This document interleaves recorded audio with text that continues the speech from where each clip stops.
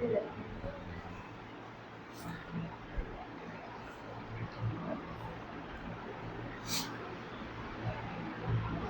किताब उताब बंद कर दो कुछ देर के लिए, और जितना पढ़ाऊंगा ध्यान से देखना। निर्देशांक ज्यामिति चैप्टर कक्षा 9 में भी था कि नहीं? वहां पे हम किसी बिंदु की स्थिति को बताना सीखते हैं। केवल एक एक्सरसाइज होती है, उसमें बिंदु कहाँ होते हैं, उन बिंदुओं को कहते क्या हैं, ये सब जानते हैं। 10 में उससे आगे की चीजें पढ़नी है, लेकिन पहले 9 का मैं पढ़ाऊंगा बेसिक पूरा, क्योंकि पता नहीं पढ़े हो कि नहीं पढ़े हो तुम लोग, थोड़ा सा ही है, बहुत ज़्यादा है नहीं। फिर उसके बाद 10 का तुमको पढ़ाया जाएगा, ठीक है ना? तो निर्देशांक ज्यामिति जो चैप्टर है 9th और 10th मिला के पढ़ाऊंगा। 9th में जो चीज़ें तुम लोगों की छूट गई होगी वो यहाँ पे फिर से कंप्लीट हो जाएगी, ठीक है ना? तो ध्यान से देखो, निर्देशांक ज्यामिति का मतलब क्या होता है, निर्देशांक ज्यामिति कहते किसे हैं, पहले ये जान जाओ, उसके बाद हम इसके अंदर चलेंगे, ठीक है? निर्देशांक ज्यामिति गणित की वह शाखा है जिसके अंतर्गत हम बिंदुओं का, रेखाओं का और वक्रों का बीजगणितीय अध्ययन करते हैं। अब इसमें से दो चीजें तुम लोग यहीं जान जाओगे, एक बिंदु के बारे में और एक रेखा के बारे में। जो वक्र होगा वो 11 में मिलेगा तुमको। वक्र कहाँ मिलेगा? 11 में, ठीक है ना? तो पहले हम इसकी परिभाषा ही लिख लेते हैं। निर्देशांक ज्यामिति की परिभाषा यह होती है कि गणित की वह शाखा, गणित की वह शाखा जिसके अंतर्गत हम बिंदुओं, जिनके अंतर्गत हम बिंदुओं, रेखाओं और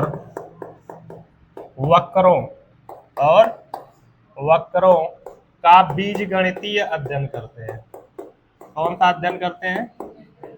बीजगणितीय अध्ययन करते हैं,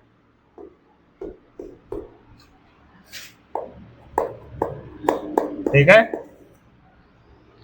कक्षा 9 में बिंदुओं के बारे में सिखाया जाता है, 10 में रेखाओं के बारे में सिखाया जाता है, और 11 में जाओगे तो बिंदु, रेखा प्लस ये वक्र तीनों रहेगा।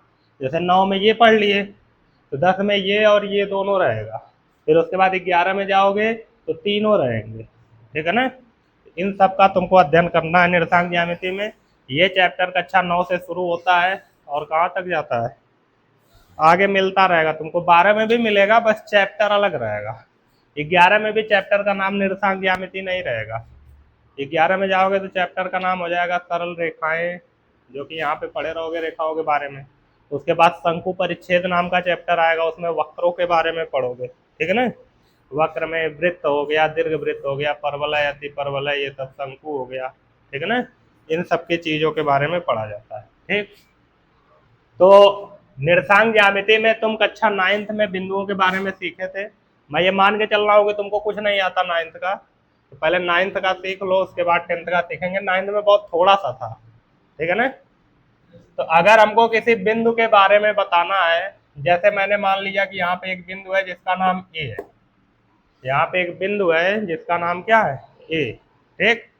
निर्देशांक ज्यामिति में अगर बिंदुओं के बारे में सीखना है तो निर्देशांक ज्यामिति बताती है कि कोई बिंदु किसी तल में कहाँ स्थित है, हमको बताना है, ठीक?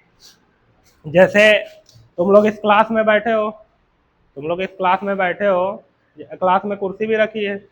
अगर मैं कहूँ उस कुर्सी की स्थिति बताओ, तो तुम कुछ न कुछ एक निश्चित बिंदु लेके उसके सापेक्ष उसकी स्थिति बताओगे। जैसे या तो मुझसे कितनी दूर है ये बताओगे, या तुमसे कितनी दूर है ये बताओगे, या दरवाजे से कहाँ स्थित है ये बताओगे कि नहीं? तो अगर किसी बिंदु की स्थिति बतानी है तो उसके लिए एक निश्चित बिंदु होना जरूरी है। क्यों? क्योंकि हम उसी से देखेंगे ना उसकी स्थिति। अब मैं पूछूंगा ये कुर्सी कहाँ स्थित है, तो तुम बताओगे आजमगढ़ से यहाँ तक की दूरी नाप के? नहीं नहीं, तुम या तो अपने से दूरी नापोगे, या तो मेरे यहाँ से दूरी नापोगे, या तो दरवाजे से नापोगे। ये नहीं कर सकते हो, तीन ही ऑप्शन है ना तुम्हारे पास। तो किसी भी वस्तु की स्थिति बताने के लिए जैसे एक निश्चित बिंदु जरूरी है, एक निश्चित स्थान जरूरी है, उसी तरह किसी बिंदु की स्थिति बताने के लिए एक निश्चित बिंदु होता है, किसी बिंदु की स्थिति बताने के लिए क्या होता है, एक निश्चित बिंदु होता है। उस निश्चित बिंदु को बोला जाता है मूल बिंदु। उस निश्चित बिंदु को क्या बोला जाता है, मूल बिंदु। उस निश्चित बिंदु का नाम रखा गया है क्या, मूल बिंदु।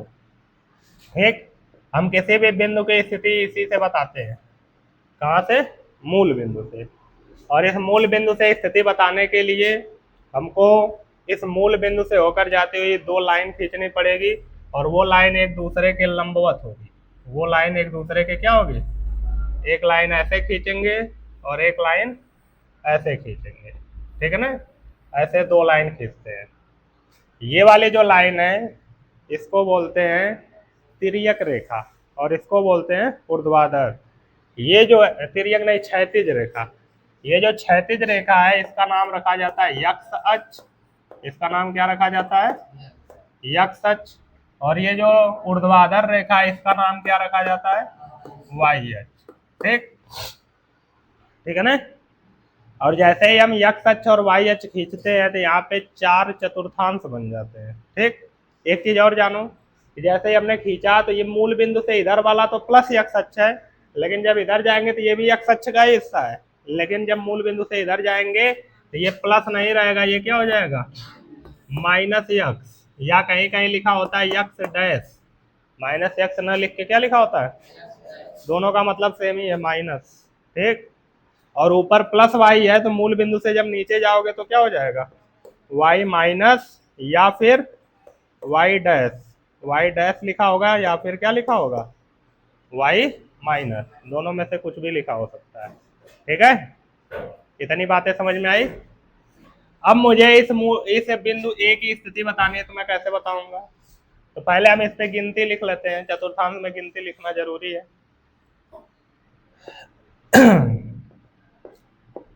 1 2 3 4 5 6 7, इधर भी होगा 1 2 3 4 5। अब इधर माइनस एक्स अक्ष है, इधर वाले अक्ष को हमने माइनस में कर दिया ना, इधर जो गिनती लिखोगे वो किस में लिखोगे, माइनस में। -1 -2 -3 और -4। इसी तरह नीचे माइनस वाई अक्ष है, इधर भी लिखेंगे -1 -2 -3 -4 -5। अब मुझे इस बिंदु की स्थिति बतानी है तो मैं कैसे बताऊंगा, अगर हम इस बिंदु को देखें तो यक्ष अक्ष पर किसके सीध में आ रहा है, चेक कर लेते हैं, 4 के। और वाई अक्ष पे किसके सीध में आ रहा है, 4 है के, मान लो यही 4 है, 4 के सीध में आ रहा है कि नहीं। तो अगर तुमको ए पे पहुंचना है तो क्या बोलोगे, कहोगे यक्ष अक्ष की दिशा में 4 मात्रक चलो। अब ये मीटर में भी हो सकता है, सेंटीमीटर में भी हो सकता है, मिलीमीटर में भी हो सकता है, मात्रक तो कुछ भी हो सकता है। तो यक्ष अक्ष की डायरेक्शन में हमको कितना चलना है, 4। फिर उसके बाद वाई में कितना चलना है, 4 है चलना है। यक्ष पे 4 वाई पे 4 चलेंगे तो ए तक पहुंच जाएंगे। तो हमको इसी ए की स्थिति बतानी है या हमको ए तक पहुंचना है। तो अब हम इस बिंदु के सापेक्ष इसकी स्थिति बता ले रहे हैं कि नहीं, कैसे बता रहे हैं, कह रहे हैं यक्ष अक्ष की दिशा में 4 मात्रक चलो, फिर वाई अक्ष की दिशा में भी 4 मात्रक, कहाँ पहुंच जाओगे, ए पे। ठीक, तो इसका मतलब इस बिंदु की स्थिति बताने के लिए हम किसका यूज करेंगे, 4,4। ये वाला 4 यक्ष अक्ष पे चली गई दूरी है, ये वाला 4 वाई अक्ष पे चली गई दूरी है। मतलब किसी भी बिंदु की स्थिति बताने के लिए हम उसको कैसे लिखेंगे, यक्ष कॉमा वाई के रूप में। इस यक्ष कॉमा वाई का नाम होता है निर्देशांक। इसको हम क्या कहते हैं, निर्देशांक। समझ में आई बात। तो किसी भी बिंदु की स्थिति बताने के लिए हम किसका यूज करेंगे, निर्देशांक का। निर्देशांक में जो पहला वाला होगा वो यक्ष अक्ष पे चली गई दूरी होगी, और जो दूसरा वाला होगा वो वाई अक्ष पे चली गई दूरी होगी। जो यक्ष अक्ष पे चली गई दूरी होती है उसको बोलते हैं भुज, उसको क्या बोलते हैं, और जो वाई अक्ष पे चली गई दूरी होती है उसको क्या बोलते हैं, कोटि। आई बात समझ में। ठीक, अब थोड़ा सा चिन्हों के बारे में जान लो, या चिन्हों के बारे में छोड़ो, पहले हम बिंदु की स्थिति बताना सीखते हैं। अभी हमने पहले चतुर्थांश, अच्छा चतुर्थांश का नाम लिखा ही नहीं, ये वाला जो हिस्सा है इधर वाला, इसको बोलते हैं प्रथम चतुर्थांश। कौन सा चतुर्थांश है, ये वाला द्वितीय चतुर्थांश, ये वाला तृतीय चतुर्थांश, और ये वाला चतुर्थ चतुर्थांश। ठीक, तो टोटल कितने चतुर्थांश होते हैं? 4 चतुर्थांश। पहले चतुर्थांश में हम किसी बिंदु की स्थिति बताना सीख गए, तो जैसे पहले चतुर्थांश में बता रहे हैं वैसे दूसरे में भी बताएंगे। जैसे हम पहले चतुर्थांश में बता रहे हैं वैसे हम दूसरे में भी बताएंगे। जैसे मान लो ये कोई बिंदु है जिसका नाम क्या है? बी है। ये कहाँ स्थित है हमको बताना है, तो ध्यान रखना किसी भी बिंदु की स्थिति बताने के लिए सबसे पहले हम एक्स अक्ष पे चलते हैं, फिर किस पे चलते हैं? वाई पे। तो जब हम एक्स अक्ष की तरफ जाएंगे तो देखेंगे कि ये बिंदु 3 के सीध में है, -3 के सीध में है, और वाई अक्ष पे देखेंगे तो किसके सीध में आ रहा है? 2 के। मतलब इसका निर्देशांक हो जाएगा -3,2। एक्स वाला माइनस में, वाई वाला प्लस में, तो उसका निर्देशांक आया -3,2। मतलब 3 ही दूरी चलनी है, 3 मात्रक ही चलनी है। बस माइनस ये बता रहा है कि माइनस एक्स अक्ष की दिशा में तुमको चलना है, प्लस एक्स अक्ष की दिशा में नहीं चलना है। ठीक, तो उसी तरह अगर इसमें कोई बिंदु स्थित है यहाँ पे, तो एक्स अक्ष पे कितना चलना होगा? 4, वाई अक्ष पे कितना चलना होगा? -3। ये हो जाएगा 4, -3। होगा कि नहीं? इतनी बातें समझ में आई? अब इसमें देखो चिन्ह बार बार बदल रहा है, यहाँ दोनों प्लस में है कि नहीं? यहाँ पहला माइनस में है, दूसरा प्लस में है। मतलब जो एक्स अक्ष वाला चिन्ह होगा उसको पहले रखेंगे, जो वाई अक्ष वाला चिन्ह होगा उसको बाद में। यहाँ एक्स भी प्लस है, वाई भी प्लस है, तो दोनों प्लस। यहाँ एक्स माइनस है, वाई प्लस है, तो देखो एक्स माइनस में रखा गया, वाई प्लस में। यहाँ भी देखो तो 4 प्लस में है और 3 माइनस में। सीधी सी बात है, एक्स प्लस में है, वाई माइनस में है, तो प्लस कॉमा माइनस। उसी तरह इसमें भी अगर चिन्ह दिखाना चाहते हो, एक्स अक्ष किसमें है? माइनस में। वाई अक्ष भी किसमें है? इसमें दोनों ही क्या होगा? माइनस। कभी कभी हमको बिंदु देख के पहचानना होता है कि कौन सा बिंदु किस चतुर्थांश में स्थित है, तो चिन्ह देख के बता दोगे। जैसे मैं पूछूं कि बताओ -2, -4 किस चतुर्थांश में स्थित है, तो तृतीय चतुर्थांश में साफ साफ दिख रहा है, दोनों माइनस होते हैं तो उसी में जाएगा। ठीक, तो चिन्ह का भी देख के पता लगा लोगे ना। अब यही सारी चीजें 9th में थी कि हमको बिंदु बताना है, कौन सा बिंदु कहाँ पर स्थित है, कौन से चतुर्थांश में स्थित है। चिन्ह के बारे में हमको जानना था कि चिन्हों को देख के हम कैसे पता लगाएंगे। ठीक, इतनी सारी चीजें जान गए। अब किसी भी बिंदु की स्थिति बताना रहेगा तो बता लोगे कि नहीं? कुछ ज्यादा है नहीं, स्थिति बताने में ज्यादा दिमाग लगाने की जरूरत नहीं है। बस देखो कि एक्स अक्ष पे कितना गया है और वाई अक्ष पे एक्स कॉमा वाई के रूप में लिख दोगे, तुमको आंसर मिल जाएगा। ठीक, इतनी चीजें 9th में तुमको बता दी गई थी। अब 10th में जाओगे तो तुमको क्या सीखना है? बहुत अच्छी अच्छी चीजें हैं। ठीक, उससे पहले तुम लोगों को कुछ होमवर्क दे देता हूँ जो घर से करके लाओगे। 9th की चीजें अभी पढ़ाया ना, तो इसको तुमको बताना होगा कौन से चतुर्थांश में स्थित है और उसकी स्थिति को प्रदर्शित करना होगा। ठीक है ना? तो मैं यहाँ पे लिख रहा हूँ, अभी लिखने की कोशिश मत करो, मिटाऊंगा नहीं, एक बार पूरा पढ़ा लेने दो फिर नोट करना। पहला क्वेश्चन है -2,3, 4,5, ये दूसरा है। तीसरा क्वेश्चन है 6,-7। चौथा क्वेश्चन है 8,6, 9,-11,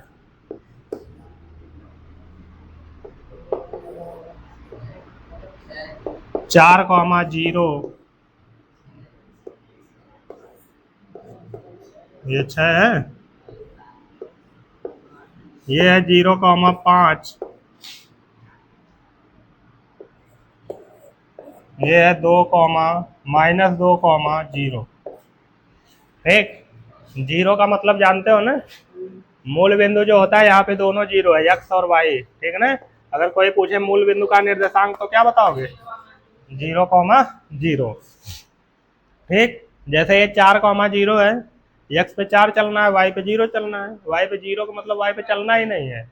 ये बिंदु कहाँ तब स्थित होगा? एक्स अक्ष पर, क्योंकि एक्स पे चलना है, वाई पे चलना ही नहीं है। उसी तरह इसमें देखो केवल वाई पे चलना है, एक्स पे नहीं चलना है, तो ये बिंदु कहाँ स्थित होगा? वाई पे, यक्स पे होगा ही नहीं क्योंकि यक्स पे 0 है। ठीक, तो ये सब दिखा के लाना। अब आते हैं 10 में। कक्षा 10 में तुमको जो पहले टॉपिक पढ़नी है इसमें, वो है दो बिंदुओं के बीच की दूरी निकालना। क्या पढ़ना है? हाँ, दो बिंदुओं के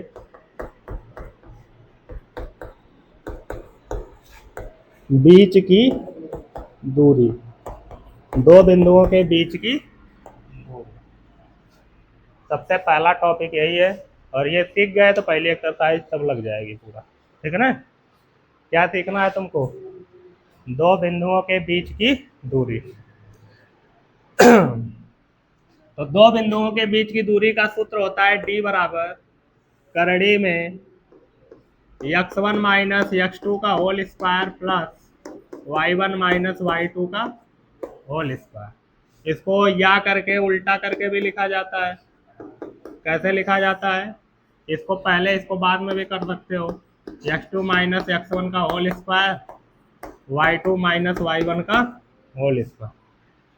अब मैं अगर इतना ही बता के सवाल लगवाने लगूं तो जो सवाल फार्मूले पे रखने वाले होंगे वो तो लगा लोगे, जो थोड़ा सा भी इधर उधर हुआ तो नहीं लगेगा। ठीक है ना?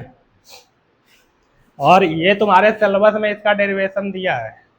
ठीक, इसका ही क्या, जितने फार्मूले दिए हैं लगभग सबका डेरिवेशन दिया है। तो फार्मूलों के बारे में सीखा करो। डायरेक्ट फार्मूला लिख के सवाल नहीं लगाए जाते हैं। तुम लोग कंपटीशन में नहीं बैठने जा रहे हो, तुम लोगों को बोर्ड का एग्जाम देना है। ठीक, बोर्ड का एग्जाम देना है, तुमको लिखना आना चाहिए। तो हर एक चीज़ तुमको तरीके से पढ़नी है, डिटेल में पढ़नी है। ये नहीं कि हम आधा अधूरा पढ़ के बस सवाल लगाना जान जाए। ठीक है ना? तो सब सवाल नहीं लगा पाओगे ना, कोई फार्मूले पर रखने वाला है तभी लगा पाओगे, नहीं तो फंस जाओगे। तो इसलिए ये फार्मूला कहाँ से आया पहले ये जानोगे, उसके बाद इस पे सवाल लगाओगे। ठीक, हेडिंग क्या है? दो बिंदुओं के बीच की दूरी। ये दो बिंदुओं के बीच की दूरी का सूत्र है। ठीक, दो बिंदुओं के बीच की दूरी का क्या है? सूत्र है। जैसे एक बिंदु ये है ए, और एक बिंदु यहाँ पे हम लोग दिखा देते हैं बी। ये दो बिंदु है, हमको इनके बीच की क्या बतानी है?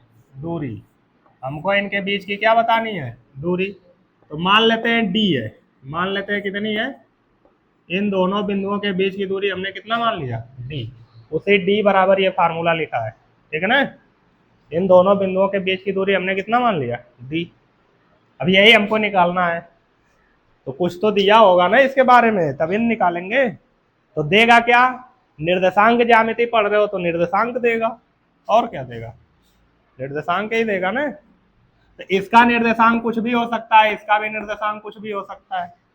तो इसका निर्देशांक मान लेते हैं x1 y1 है, और इसका निर्देशांक मान लेते हैं x2 y2 है। ऐसे मैंने मान लिया। जैसे इसका कुछ दिया रहेगा 2,3, उसका 5,6, कुछ तो दिया होगा। जो भी दिया होगा, एक को x1 y1, एक को x2 y2 हमने मान लिया। अब वहाँ कुछ भी आ सकता है। ठीक, x1 y1 x2 y2 समझ में आया?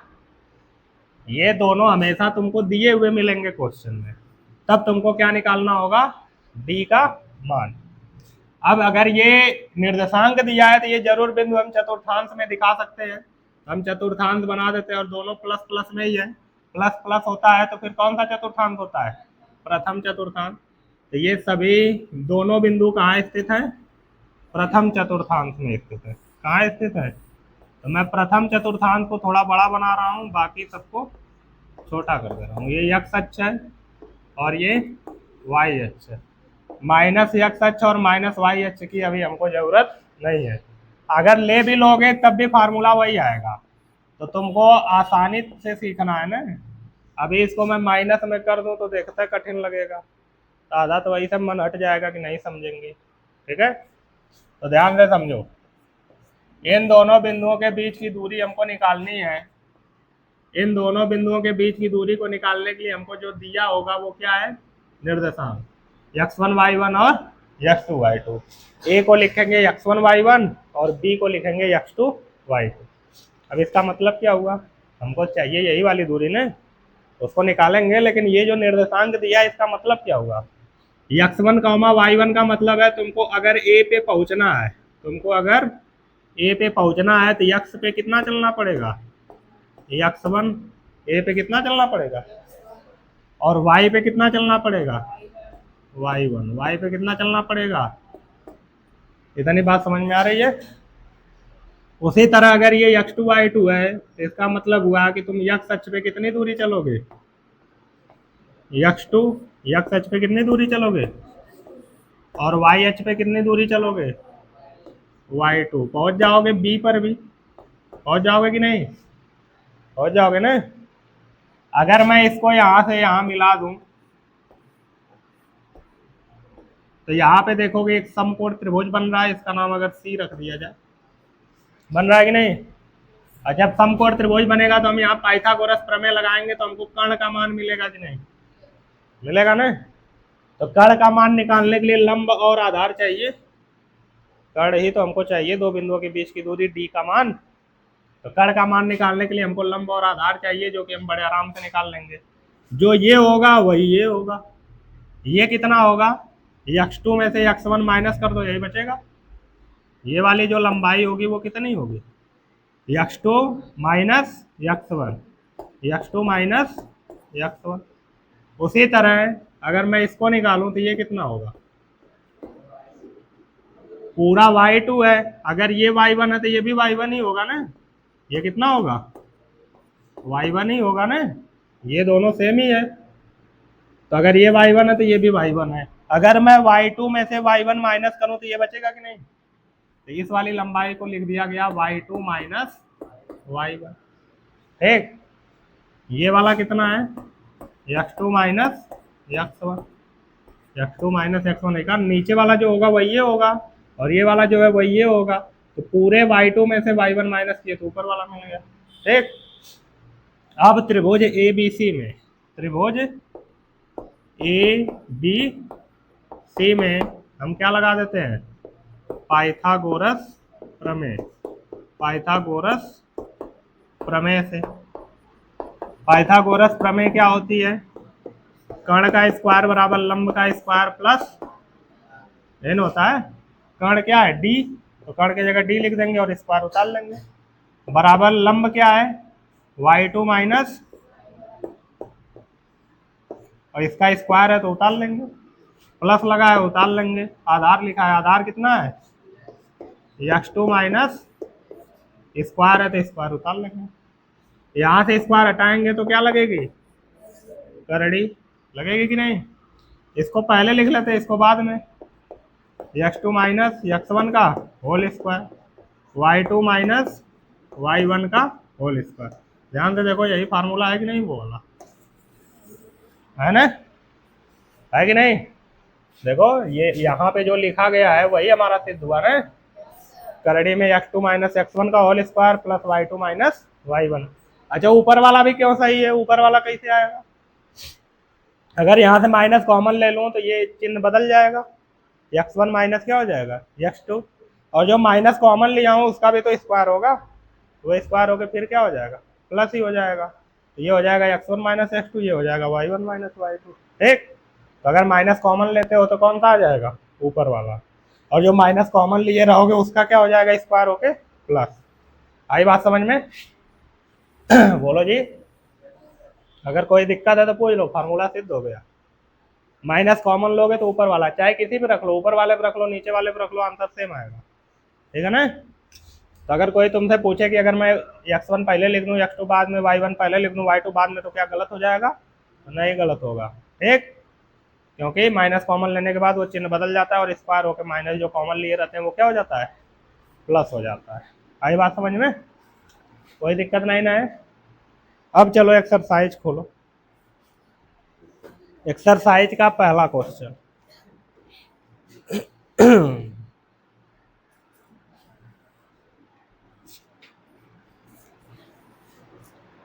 पहले क्वेश्चन में देखो क्या कह रहा है। एक्सरसाइज का जो पहला क्वेश्चन है इसमें बोला जा रहा है कि बिंदु 4,-4,5 तथा 2,-3 के बीच की दूरी। देखो -4,5 तथा दूसरा क्या है 2, -3।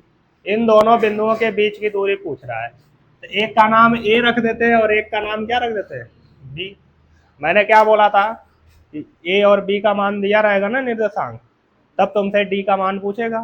तो देखो यहाँ ए और बी का मान दे दिया कि नहीं, और तुमसे इनके बीच की दूरी पूछा है, ए और बी दिया है, तो ये तो होता है x1 y1, निकाल लिखा हूँ, और ये क्या होता है x2 y2। एक होता है x1 y1, एक होता है x2 y2। यहाँ से देखा जाए तो x1 बराबर तुमको क्या दिख रहा है, -4, y1 बराबर तुमको क्या दिख रहा है, 5। यहाँ देखो तो x2 बराबर क्या दिख रहा है, और y2 बराबर क्या दिख रहा है, -3 दिख रहा है कि नहीं। तो d बराबर क्या होता है, करड़ी में x2 - x1 का होल स्क्वायर, y2 - y1 का होल स्क्वायर। तो अब क्या आएगा, करड़ी में x2 का मान, फार्मूले में मान ही तो रखना है, x2 का मान कितना है 2, x1 का मान कितना है, तो ये माइनस और ये माइनस मिलके क्या हो जाएगा +4, फिर प्लस होल स्क्वायर उतार लेंगे, प्लस है उतार लेंगे, y2 क्या लिखा है, y2 का मान कितना है -3, y1 का मान कितना है 5, -5 इसका क्या है स्क्वायर। तो d बराबर करड़ी में 2 4 जोड़ेंगे 6, स्क्वायर उतार लेंगे, प्लस माइनस माइनस जुड़ता है, चिन्ह माइनस का ही आता है, तो 5 3 8, चिन्ह भी माइनस का ही आएगा, और स्क्वायर है तो उतार लेंगे। तो d बराबर 6 छवा के 36, माइनस का स्क्वायर प्लस हो जाएगा 8 का स्क्वायर 36 64 जोड़ेंगे तो कितना आएगा 100। अब बाहर आएगा तो मात्रक या इकाई यहाँ लिख सकते हो, क्योंकि हमको पता नहीं है कि ये सेंटीमीटर में है कि मीटर में है, ठीक है ना। तो हम सीधे मात्रक लिखेंगे या फिर क्या लिखेंगे, इकाई। समझ में आया, कुछ नहीं, वही सही हरदम दिया रहेगा, x1 y1 x2 y2 फार्मूले में रखोगे आंसर आता रहेगा। ठीक, थोड़ा बहुत आगे पीछे भी करेगा, कुछ चीजें हो सकता है निर्देशांक पूछ दे। इसका दूसरा सेम इसी टाइप का है, तो दूसरा तुम लोग लगाना। तीसरा क्वेश्चन इसका देखो, दूसरा सेम टू सेम यही है। दूसरा में देखो क्या कह रहा है, दूसरे क्वेश्चन में कह रहा है कि एक बिंदु है 0,2 और दूसरा बिंदु है 4,-1, 4,-1। ये a है और ये कौन सा वाला है b। इसको x1 y1 मान लेना और इसको क्या मान लोगे, इसी फार्मूले में रख देना, आंसर आ जाएगा। लगा लोगे ना, अभी लगाना है इसको, जब नोट कर लेना। तो तीसरा क्वेश्चन देखो, तीसरे में कह रहा है कि यदि बिंदु 4,0 और 0,x के बीच की दूरी 5 है, एक बिंदु a होता है, एक बिंदु कौन होता है a, और एक बिंदु कौन होता है b, इनके बीच की दूरी को हम क्या मानते हैं d। क्वेश्चन में ये d दे दिया है 5 मात्रक, कितना दे दिया है, a का निर्देशांक दिया है 4,0, a का निर्देशांक कितना दिया है, और b का निर्देशांक दिया है 0,x, ये वाला दिया है 0,x। तो कह रहा है x का मान होगा, इसमें जो 0,x है ना, उसमें जो x आया है उसी x का हमसे क्या पूछ रहा है, दाई वाला x1 y1 है, तो x1 y1 बराबर कितना हो गया 4 और 0, उधर वाला x2 y2 है, तो कितना हो गया x2 0 y2 x, होगा कि नहीं। फार्मूला क्या होता है, d बराबर करड़ी में x2 - x1 का whole square plus y2 - y1 का होल स्क्वायर। तो d बराबर करड़ी में x2 का मान कितना है 0, x2 का मान कितना है, अच्छा d का भी तो मान पता है तुमको, d का मान कितना है, यहाँ 5 रखोगे ना, माइनस x1 का मान कितना है 4, इसका क्या है होल स्क्वायर, प्लस y2 का मान कितना है x माइनस y1 का मान कितना है, इसका भी क्या है होल स्क्वायर। तो 5 उतार लेते हैं, बराबर उतार लेते हैं, करड़ी भी उतार लेते हैं, 0 में से 4 घटेगा तो -4 रहेगा, रहेगा कि नहीं, बाकी चीजें उतर जाएंगी, x में से 0 घटेगा x बचेगा, स्क्वायर उतार लेंगे। ठीक, करड़ी हटाने के लिए दोनों पक्षों का क्या कर देंगे वर्ग, दोनों पक्षों का वर्ग करने पर, दोनों पक्षों का वर्ग करने पर, तो 5 का वर्ग कितना हो जाएगा, और इधर वर्ग करेंगे करड़ी गायब, तो क्या बचा -4 का स्क्वायर प्लस यक्स स्क्वायर। 25 उतार लेते हैं, बराबर भी उतार लेते हैं, माइनस का स्क्वायर प्लस 4 का स्क्वायर 16, और प्लस यक्स स्क्वायर। 16 को इधर भेजो तो 25 माइनस 16 बराबर क्या बचेगा, तो यक्स स्क्वायर पहले लिख लेते हैं, 25 में से 16 घटेगा, स्क्वायर हटाएंगे क्या लग जाएगी, करड़ी में 9 का मान 3 मात्र, और करड़ी से कोई चीज़ बाहर आती है तो वो प्लस में भी हो सकती है और माइनस। ठीक, तो प्लस -3 मात्रक नहीं होगा, ये तो बिंदु है ना, y अक्ष पे चली गई दूरी है। ठीक है, तो देखो यही आंसर दिया होगा। ठीक है ना।